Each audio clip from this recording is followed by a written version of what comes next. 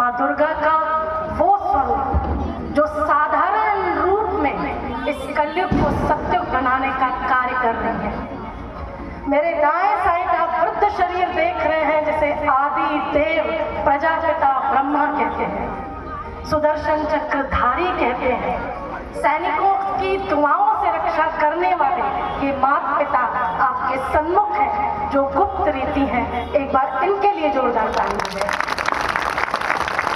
और जो शिव छत्र छाया बनकर यहाँ विराजमान है, जो बादलों को छतरी बनाकर रोके हुआ है, एक बार उनके लिए जोरदार ताली है।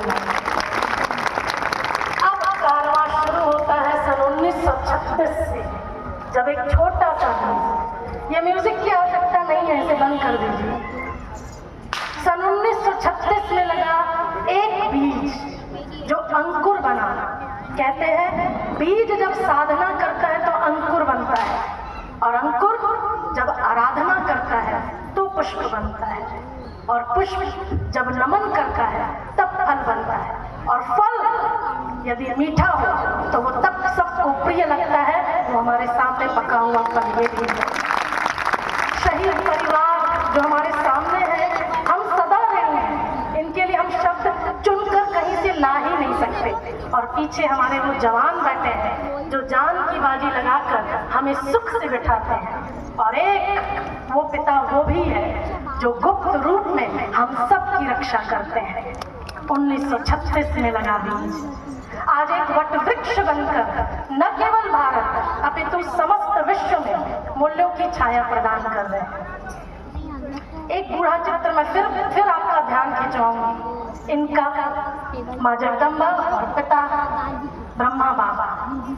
60 साल की वो उम्र जहाँ व्यक्ति थक जाता है और जब सोचता है अब आराम का जीवन जिया जाए, और उस कंधे पर परमात्मा शिव ने नवयुग का शंखनाद करने की जिम्मेवारी दे दी। वो है हम सबके आदि पिता ब्रह्मा। उनका एक छोटा सा एक स्वरूप आप देख रहे हैं, जमीन से रहकर आकाश तक छूने की चेष्टा करने की शक्ति जिन्होंने इस ब्राह्मण परिवार को, बच्चों को प्रदान की।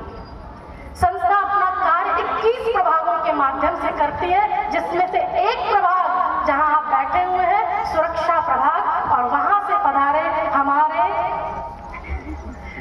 विकास चौहान जी जो इतने सरल कर्नल हमारे बीच में, उनका भी अभिनंदन और स्वागत करना चाहूँगी। ठीक इसी प्रकार महिला प्रभाग, राजनीतिक प्रभाग, 21 प्रभागों के माध्यम से एक अंतरराष्ट्रीय गैर सरकारी संस्था के रूप में संस्था अपना कार्य करती है। वर्तमान में संस्था का मुख्यालय माउंट आबू की वादियों में है, जिसे हम प्यार से आबू अब्बा का घर कहते हैं। संस्था की पूर्व प्रशासिका दादी जानकी जी, जो अभी वर्तमान में स्थूल रूप में नहीं है पर अभी भी वो सूक्ष्म रूप में यहाँ उपस्थित है, ये मैं दावे से कह सकती हूँ, जिन्हें मोस्ट स्टेबल माइंड का अवार्ड मिला हुआ है।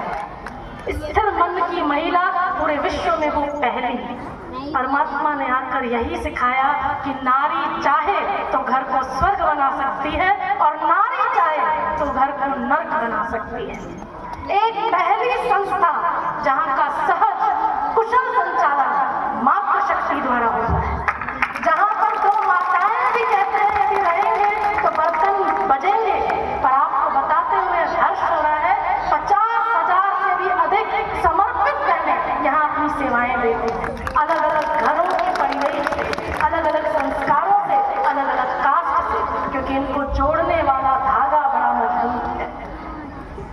कुशल संचालन मातृशक्ति द्वारा।